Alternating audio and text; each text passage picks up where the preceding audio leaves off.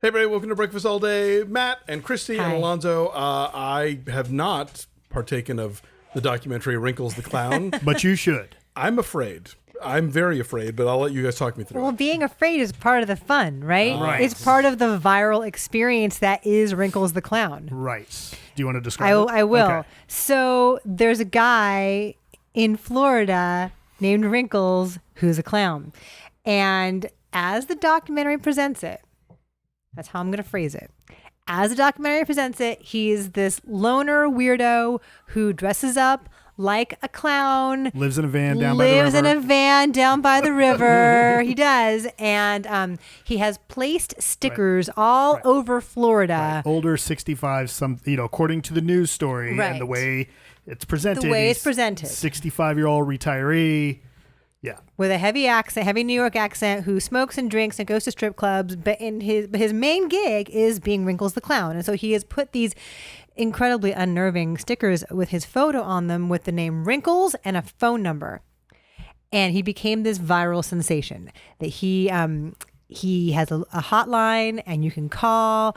And if your kids are being unruly and uncooperative, Wrinkles will come to your house to scare the shit out of them and get them to behave. Merely the threat of calling Wrinkles Right. is usually enough. And one of the things we get early on in the film is a bunch of voicemails of adults calling the Right. number, getting the voicemail and saying, all right, Wrinkles, I got some kids here that won't behave. And you hear in the background,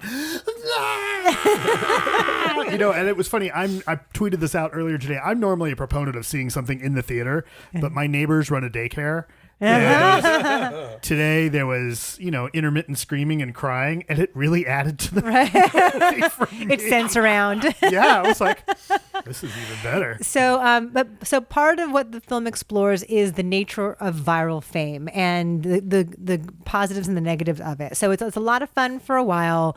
There are these YouTube videos of Wrinkles just showing up and looking creepy, like standing on a street corner holding a bunch of balloons, or like walking through a fair, or like hanging out in the bushes behind someone's house, and he keeps showing up. And like the Washington Post did a story about it, and a whole There's a bunch. voicemail from CAA. Right, yeah, yeah. The one to like I'd do love something. to hear that conversation. Right. At CAA, where some agent has his assistant like, okay, I want you to call that number. We want to book that clown. They give him the bottle of water. Yeah. And give him the talk. Was this the whole lurking clowns news story thing? Yeah, for a while? I think Okay. so. Well, it was a couple of years ago. It gets into that. Oh, I Right, see. and so it gets into a couple of things. It gets into why it is that clowns are so scary, and it talks about how clowns used to be, happy people, and they have actual legit clowns who talk about not all clowns. Hashtag not all clowns.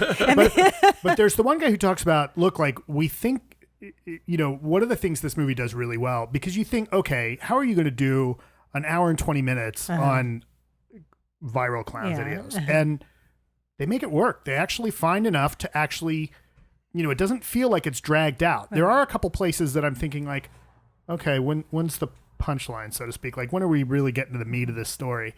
But all of the things that I think in a lesser filmmaker would be filler is actually all kind of germane to the story being told here. They talk about, they talk to the one guy about folklore and how the internet affects folklore in a faster, more immediate way, and the way that not just kids but people are consuming that, and it somewhat touches on the Slender Man phenomenon as well. The Slendermans are coming over. But then there's the other guy that they talk to who talks about the history of clowns, and he says, it's not that clowns were really always happy. The clown tradition goes back to Punch and Judy, going back centuries, and Punch was awful, right? Punch would kill other characters in that story, and kids loved it. So it's not that the scary clown is an immediate thing. There's always been that aspect of the idea of a clown, and I was kind of glad he pointed that out. But then it also gets into Pennywise. But it also does get into Pennywise. There's a lot of, this movie covers a lot of ground. They get some, in-person interviews as well as Skype interviews with various kids that have either put up their own videos about interacting or their take on Wrinkles. I love the one kid that was talking about he was so scared that he took the box spring out from under his bed so nothing could get under his bed, and he got a bunch of empty boxes and filled his closet with them so nothing could hide in the closet. I thought, wow, that's a smart kid. I mean, that's the kid that survives to the end of the horror movie because he fights back. Or the other girl, or the one girl, I think in Georgia, who like there's recordings of her calling up and basically calling out Wrinkles, like, come to my house, I'll take you. Like this like 8 or 9 year old little girl. Yeah. Bring it, old man. Right. Which, it's fascinating to watch that gamut. And then there's a reveal later in the film. I have questions that I don't want to ask right now. Right. We'll talk about it, but where there's a you bit of think the movie's going, it doesn't, and similar to the way we talked about Parasite. I don't want to give too much away. I don't either. I just have questions. But it So kind you're of saying Wrinkles the Clown is as good as Parasite? I am not. But It's a parasite of clown documentaries. but this is a movie It's about economic disparity. but I think almost at a metatextual level, this is a movie that is doing somewhat the same thing that the Wrinkles video do. In that it's somewhere between trolling and kind of playing the medium to effects that a casual viewer isn't necessarily watching, and that worked for me. There's a lot of really fascinating things going on in here.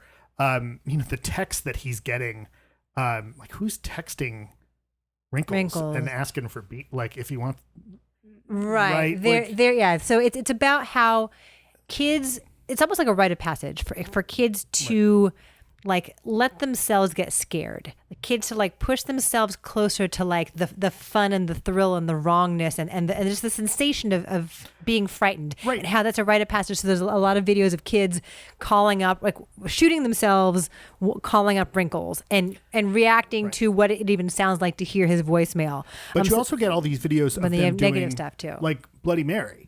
Right. Which is a thing, like, that's not new. Other urban legends. Right. Other urban legends, like standing in the mirror, looking in the mirror and saying Bloody Mary 3 times. Right. That's not new. That's everybody's been. I mean, not everybody. But Wrinkles is part of the same Wrinkles is part tradition. of that same thing. Lies feather stiff as a board. That kind of thing. And it is interesting watching. There's a little bit of, when the movie starts to cover the news coverage of it, and there's some kind of legit, but then there's very much what I would consider kind of that parental hysteria about this is not okay. This is, and there's the cop that they're talking to that even early on in the film is like, listen, if this guy shows up and he's going to get shot. It's Halloween. If we see Wrinkles anywhere on the streets, we will arrest him. Yeah. Right. And it's a little like, okay, wait a minute. They do cover, they get their arms around a lot with Wrinkles here, but don't just trust us on this. It's entertaining, it's funny, it's strange,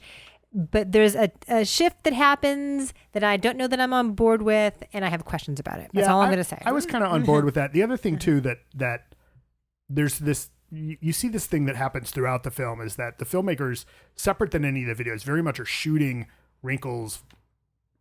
Starts out following this little girl, right, and that's very obviously. Like the film, a dramatized thing. Yeah. And there's a scene where, because the first video that went viral is Wrinkles coming up from this trundle bed and looking at this girl and then taking the camera down. And one of the dramatized scenes is you see him walking around with this sleeping girl in his arm.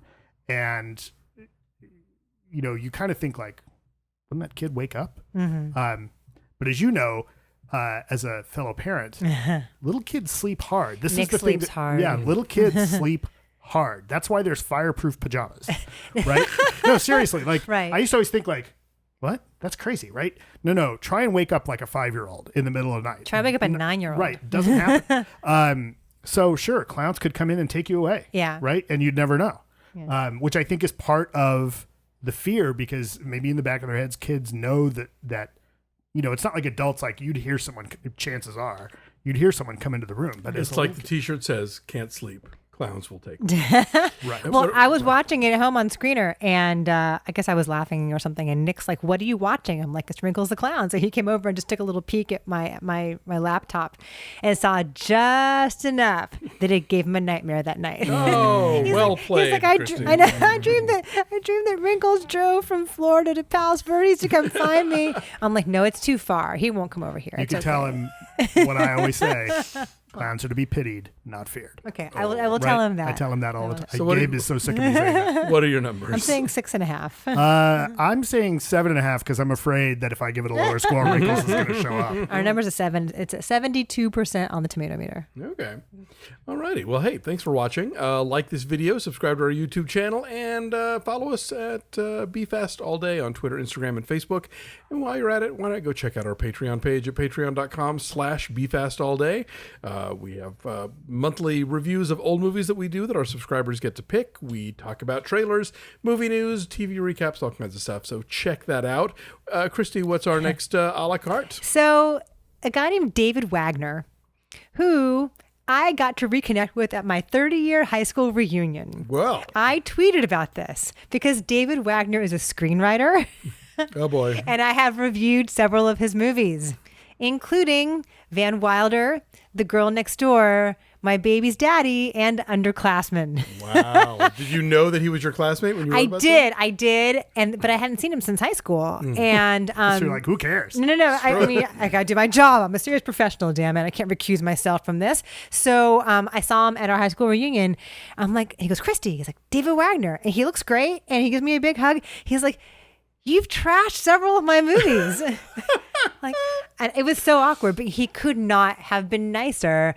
And we reconnected, and he's like, I want to come on your podcast. And so he drove from Westlake Village, people, Westlake Village, Wow. right? The 805 area code. That might as well be driving from Florida. That rebuttal must have really meant something to him. You know what, though? It was Was he fueled by rage the whole way? He was not. Was he wearing a diaper? He show up dressed as Wrinkles. You guys, he was really lovely, and it's been nice to reconnect with him, and it went really, really well. All right. Well, you don't want to miss that. Check that out on Monday on our podcast feed. All right. Have a great weekend, everybody. Thanks for watching. We'll see you next time. Thanks, bye. Bye.